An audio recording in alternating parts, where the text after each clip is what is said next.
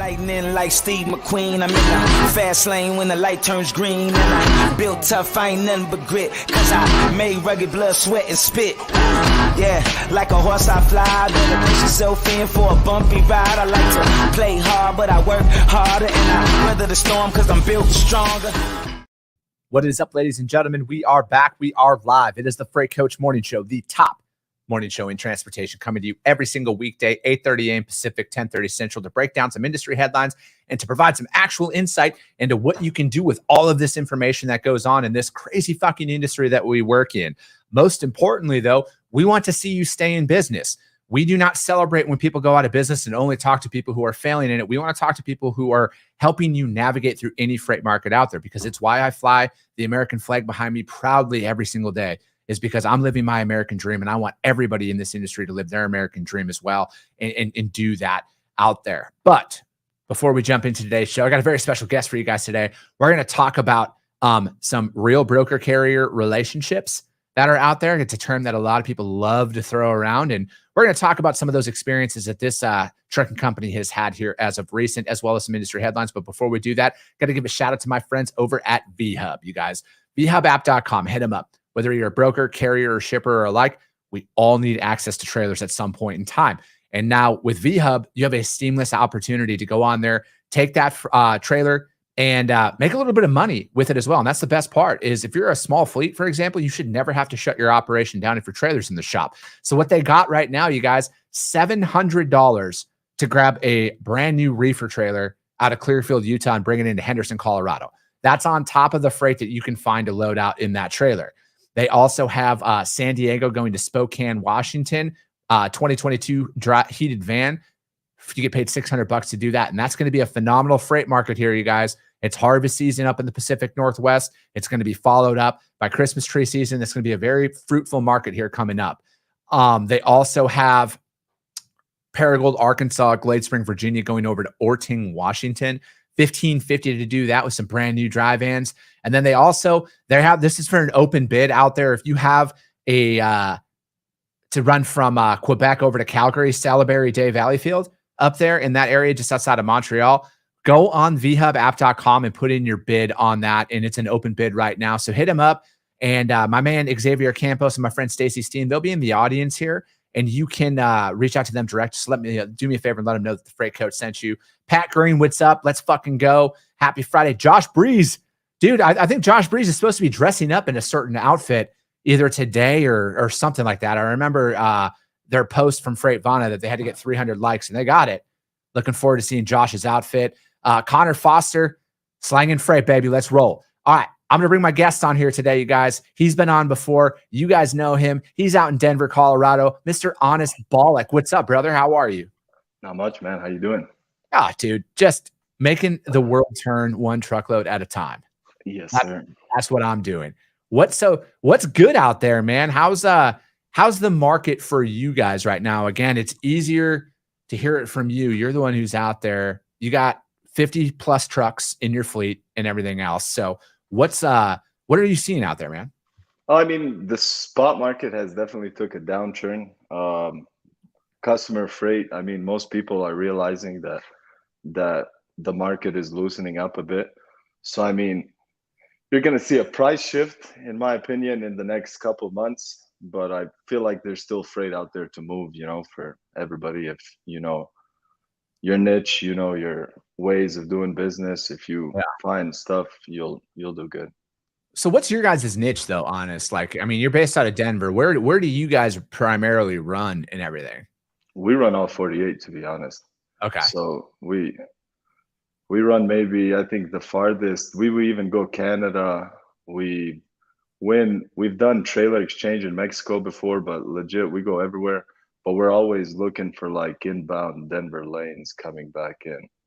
Okay. So most of that stuff, we do have some of that contracted already, but when you're running in Massachusetts, in Florida, and Virginia, you won't find a contracted lane to get you back home every single time, No, I feel you. Yeah. So where is where are you guys going into peak holiday season right now? Like what's your strategy for this from a fleet of your size, having, over 50 trucks? What's your guys' strategy for peak season? I mean, we just want to service, all the people because we know there's gonna be a bump in freight volume. So we want to service the people that we've been servicing. And then, if there's extra room for, making money and stuff like that, we want to go about it like that. But, priority is to service the people that you've already been servicing, to kind of make sure that, you keep that relationship so you don't ruin it. But basically, I know multiple of our customers, like during holidays, will go up from 5 loads to like 15 in a week. So it's that time of the year, so you got to be prepared for that. You got to station trucks properly, you got to plan, you got to adjust, all that stuff. For sure, man. So how have you found, like, with all the freight that you guys are moving, how do you get direct customers? Because I think that's one thing that I see a lot out there from a trucking company's perspective is they're like, I want to cut out the broker. How do I go direct? I want to get a direct shipper. How do you guys go about that? I mean, it's not really something that you could write a book on. I mean, Yeah. everybody has maybe a different way of doing it. But I mean, your reputation in a city as a carrier plays a big factor in it. And we've built a reputation that people know that we're dedicated on what we do, how we do it. So I would say that you build a reputation before you start getting customer freight. People have to see you around there. They have to see you in business. They have to know your work is quality. So without any of that, you can't really chase customers directly as a carrier. That's more of a broker deal. But it's just one of those things where if a shipper sees an asset in you and trusts you, you'll do good. Yeah. It's not something that's too hard to do. It's just you got to be doing good business. Yeah. No, absolutely. And so we're at, this is just that little shout out to the fact that we're at day 115 of the Freight Coach tally of there being a truck parking issue as well as a facilities issue out there in the industry. And I actually had a driver reach out to me early this morning, and he had talked about just some of those best practices because he was like, hey, I appreciate you bringing this stuff up all the time, and then he was talking about that there's some warehouses out there that don't allow parking or anything like that. And I'm like, again, you guys, all the brokers that are listening to this, these are the questions we need to be talking to our shippers and our receivers about. So when our carrier partners are going in there to pick up a shipment, if we know that there's no on-site parking, take it a step further, especially if it's an area that this driver hasn't gone to before, and find the nearest truck stop for them. Take 5 seconds and be like, hey, they don't allow overnight parking, but there's a truck stop right here. There's a truck stop right there. We need to take it a little bit further, and again, it's like, I was talking about this, yesterday on yesterday's show with my buddy, Dan Penrod. It's like those little acts right there. That's what builds up loyalty, because then they know that they can trust you, and it takes us all of 5 seconds, And I think like that's just what is going to be always going to be the greatest separator in this industry. Is it's always going to be the little things. That's definitely, I've never seen that happen on my side. Get a broker tell me, hey, the nearest truck stop's here. Never seen it. Been doing this for a long time. Never seen it. Yeah. See, that's the thing, is it's like you and then the guy who DM'd me that same thing, man. Like this is what we need to focus on, you guys. Like that's a core issue to me. Like that's a core issue of what we can do to improve the driver experience and build up loyalty out there. Let me see here. Give some more shout outs. And then I want to go over that, you don't have to play the video or anything that you sent me, but I want to go over the situation that we were talking about earlier this week. But Bill McIntyre, what's up, brother? Let's fucking go. Xavier Campos, that's right. Freight Coach Nation is in the house. Tyler Thompson, what's up, brother? Good to see you. Let's go. Happy Friday. Drew Driscoll, happy Friday, bro. Rick Wooten, good morning. Brian Hagan, good morning and happy Friday, my man. So obviously Honest and I, we're friends. We chat a lot, we'll go back and forth, and Honest will send me messages from time to time about some of the shit that brokers put them through. And some of these things, you guys, like, again, I don't know why we have to make an effort to make our jobs harder on ourselves than we do. Like, I don't get it. So it's like, what was it, man? From your perspective, did the guy pull you off a load? And that, like, what was that situation? Just for context. So like the original situation, we booked like a team load out of LA, and we're trying to get the driver home back, to pull some freight of ours that we had that was kind of urgent. So there wasn't too many team loads out there that day. So we booked it. And then 2 hours later, we have to call him to find out that he took us off the load without any communication at all. And we start getting into conversation, and I start bringing up freight terms, and I'm all like, you booked the truck off the spot market, and when you canceled it, you never even called the carrier back. Instead of even mentioning a truck order not used, this, that, the guy started saying spot market. What's spot market? It's playing down. I just told him Google it. At that point, what can you tell him? You've been doing this 4 years. You don't know that term. I don't got much to say at that point. Yeah, dude. And that was the thing, is it was like, so did you show up at the shipper to find out that you were pulled off the load? No, we had the team dispatched. Everything was ready to go, and then we're calling to get pickup numbers, and then he's saying, "Oh, we took you off the load. We're putting a team. I have a team empty in LA," and he's all like, "We're putting a team that's coming out of Phoenix on it." I'm like, "Okay, do your thing, bud." Wow. You hear some stories, man. Dude. See, it's stuff like that. And again, I'm not going to say I've never done stupid shit like that in my career early on, but like, I can say this, I've never not called a carrier to pull them off a load if I found a cheaper option. I've at least called the carrier. Yeah, they motherfucked me after that. And it didn't matter what I said, because they knew. They're like, you fucking found somebody cheaper. I knew it, blah, blah, blah. All right, man. Yeah, but you're off the road. Look. Not going to justify and say that I'm in the right or anything like that. But again, it's just like, to me, man, I just don't understand the point. Like, I don't especially a team load in LA, like, and an empty team in LA of all things. I don't understand. And you're sending somebody from Phoenix to pick up your load, and then I bring up spot market, and you act like you've never heard that term in your life, like that. And then you ask him, how long you been doing this? And he's like, 4 years. And I'm like, who's ever taught you that all these 4 years hasn't done a good job, my friend? Yeah, dude. It's just sheer ignorance is what it is. Yep. That's all it boils down to, man. It's just sheer ignorance. And that's the stuff, it's like, again, you guys, if you're doing that, take this as an opportunity right now to stop doing it that way, and then just operate in a different manner. All right. It's that simple, you guys. It's that simple. If you're going to pull somebody off a load, fucking call them and tell them we're pulling off the load. Hell, even if you found a better rate, tell them the truth. Like, no, like, what's the worst thing that's going to happen? I mean, it is what it is. I mean, somebody might, you don't want to do that you don't want to make that a business practice. Absolutely. But I just feel like the more straight up you are with us, the easier it's going to be for everybody at the end of the day, Yeah. So I have time because I recovered the truck after that in like 2 minutes.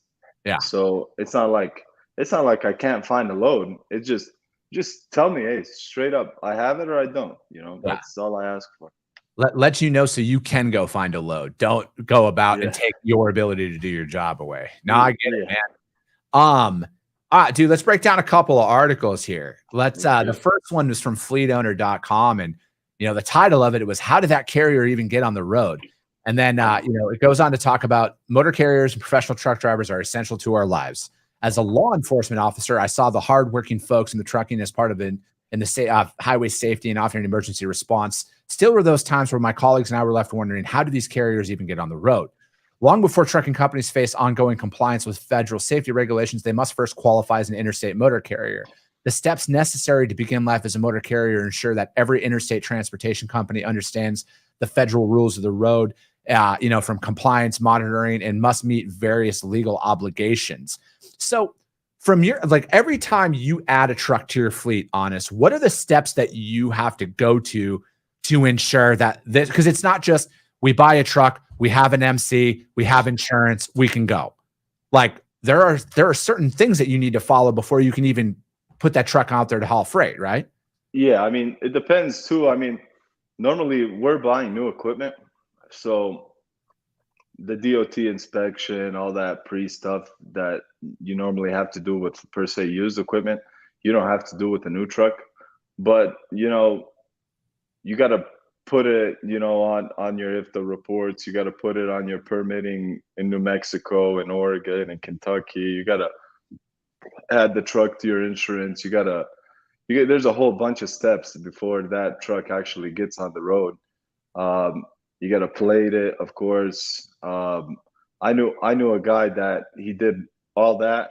He completely forgot the IFTA, and it was his first truck that he was buying. And he goes on the first port, they shut him down when he was leaving Colorado going into Utah, just for IFTA stickers. So if you don't have all your ducks in a row, they'll shut you down pretty quick.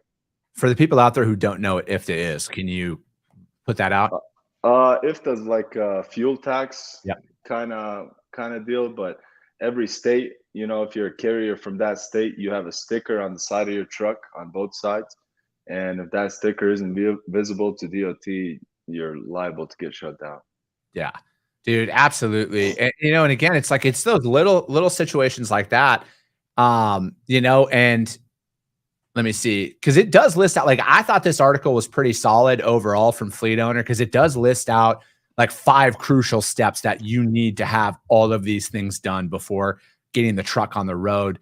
The first one is, to get started in interstate transportation, using the desired type of business operation, motor carrier, broker, intermodal provider, and then if they're intending to transport passengers and all of that. And then if the company intends to be a for-hire motor carrier, it goes on that they have to obtain the operating authority, and for trucking companies, operating authority, MC number, all of that stuff. It lists like a little short overview of this. And again, it's like, because you see this all the time, man, as people come into the industry and they're like, how the, like your buddy right there, knowing about it and everything else. Like, there's all these little things. And like, that's the point of this. Or it's like, if you don't know this information, work with a compliance company to make sure that you have all of this stuff up to date. Because the last thing you want to do is buy $100,000 truck, an $80,000 trailer, insurance, everything, and then you can't even haul freight yet because you skipped a step or you overlooked something that you didn't even know was there.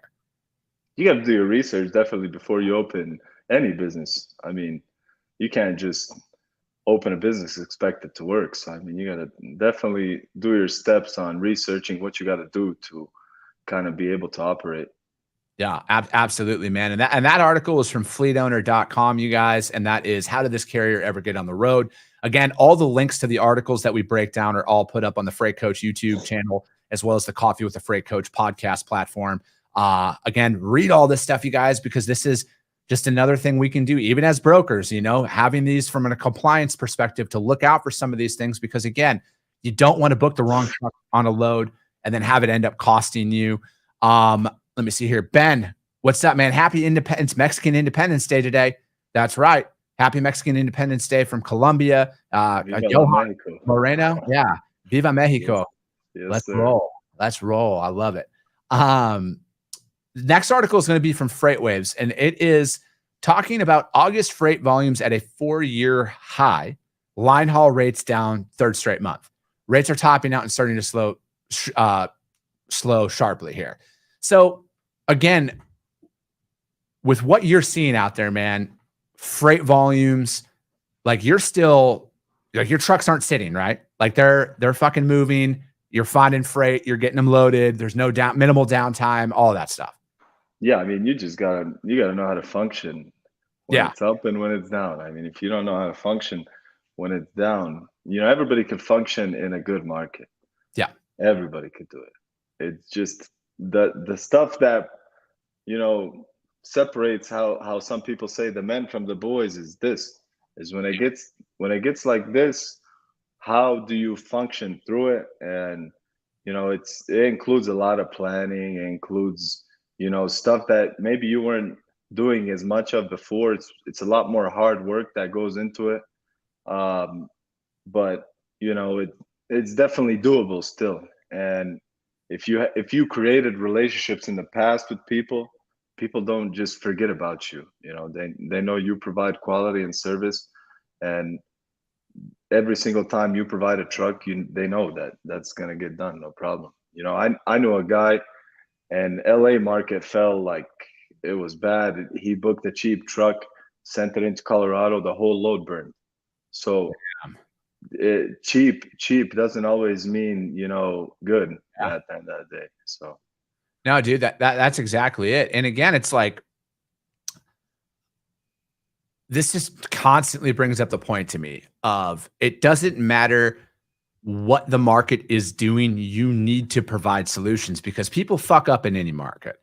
All right. Like, yeah, it's going to be easier. And I was talked about this yesterday too, you guys, like this market that you're operating in right now, the days of naming your price are gone. Like, this is a normal freight market, which we're operating in right now. And I mean, Honest and I were talking about this before we started live today. Like, this is reality. This is how freight normally operates. Granted, fuel is a lot higher than it normally is, but the way that this is, capacity being what it is, spot market operating in this capacity, this is a normal market fluctuation. This is how it's going to be. This is where the real players are going to step up and stomp out your competition. And that's the problem. But that's not to say if you started in these last couple of years that you're going to go out of business. That's not the case. But what it is you're going to have to sharpen your pencil on shit.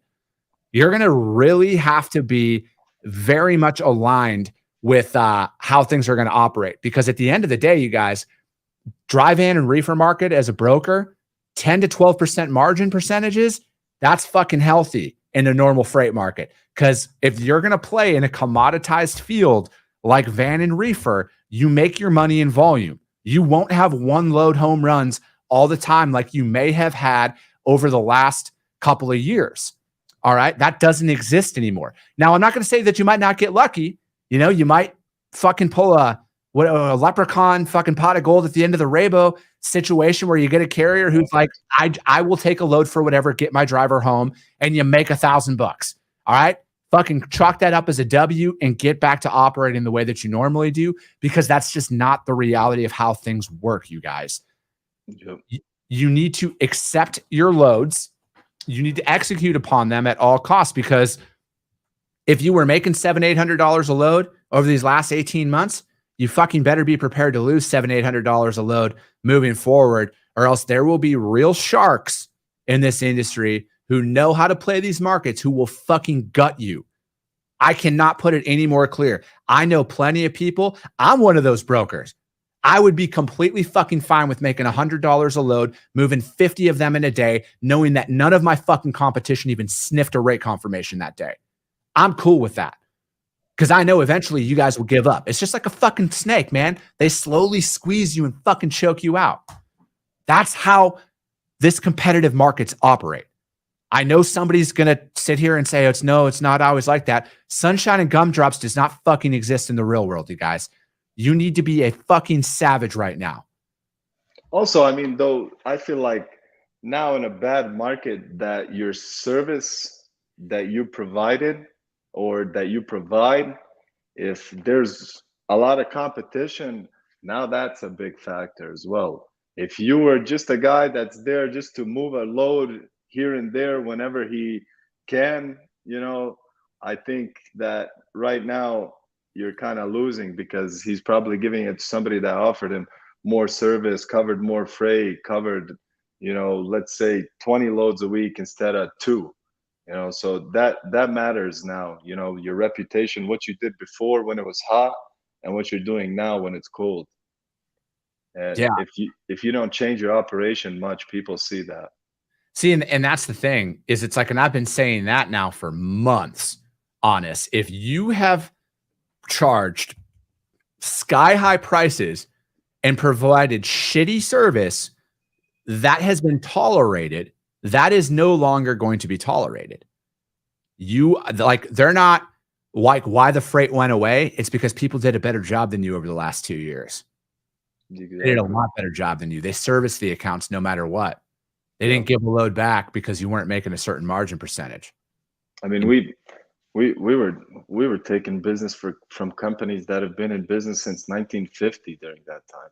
Mm-hmm. And it It wasn't because necessarily they were providing better trucks. They were providing better. I mean, we're all providing the same thing. It's just who's more committed to you during that time, and that's what showed him, why we were the guys they wanted to work from in that, future, and they let these other guys kind of just flake off. Yeah. And my mindset is simple when it comes to this. If Honest was my core carrier and I was working with Honest all the time, if my customer reduces my rate, I'm not reducing my rate to Honest. I'll eat the drop in margin percentage for the short term, because it's only a matter of time before this stuff bounce back. Again, I'll make my money back in volume. That's all. You got a lot of stuff already, Chris, going into play in the next 2 years. Like they're already adding the DEF system into trucks that are going to increase the price of trucks like $25,000-$30,000. So if once California passes something, like me, 9 times out of 10, a lot of people follow, and they're passing like a new DEF system, and these trucks now that are like right now 180, 170 are going to go up to like 220, 230. Yeah. And that's going to change the game. That's going to, there's ways that this is going to peak just by looking at it in a bigger picture, because not a lot of people are going to be able to go into that market when these trucks go up $30,000-$40,000, because the profit lines necessarily might be there anymore. So yeah, it's going to rebound eventually. You got to see when it's going to rebound, but no, that's exactly it. Again, you guys can go through and read that one from FreightWaves. Title of that one is August freight volumes at 4-year high, and line haul rates are down for the 3rd straight month. And we're not going to get to the 3rd article. That's fine. But Honest, what do you want to see out there from your perspective?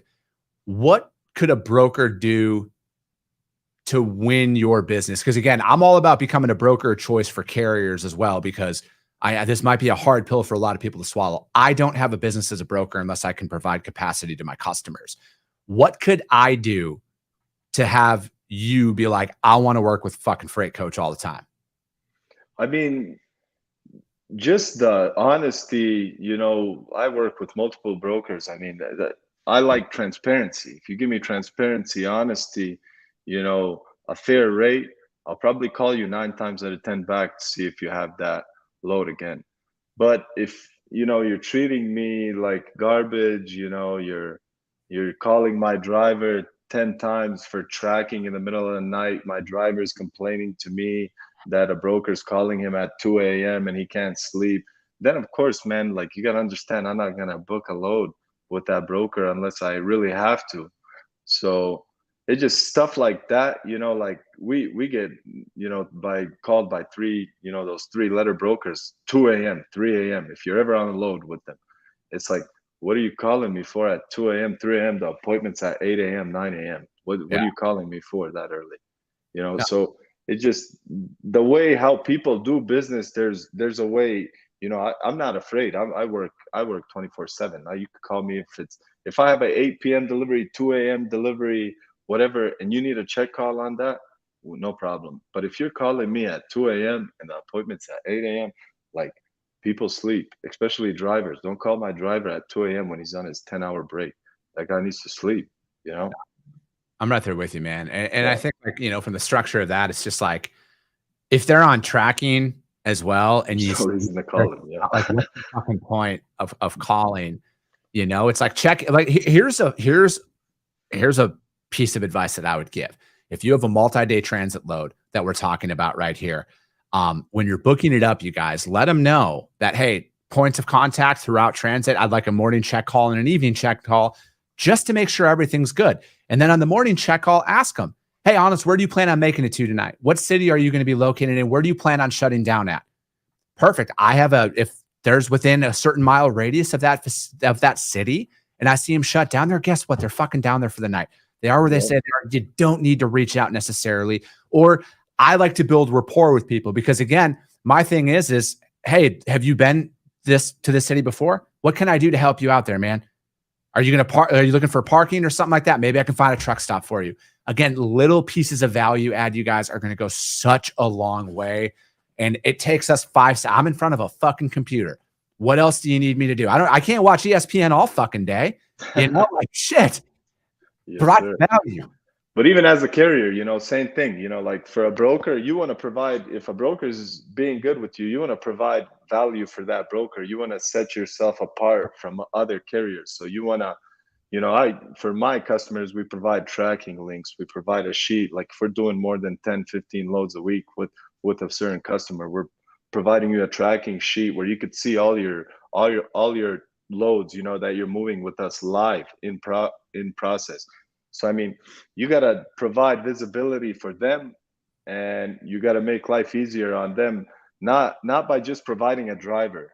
Everybody provides a driver, but you got to be, you know, you got to show a difference, that if you provide them visibility to see the freight, if you get the freight on time, you know, it's stuff like that creates a difference from you and the guy that pulls 1 or 2 loads, you know, from that guy in a month. So being different, being stronger than other people in what you do matters a lot. No, man, that's it. That's a good spot to kind of wrap up for today, man. How does anybody reach out more to find out about you or your company? LinkedIn, man. I'm all over LinkedIn. So we're Balik Transport Inc. My name's Anas Balik. So you can find us on LinkedIn. We're all over there.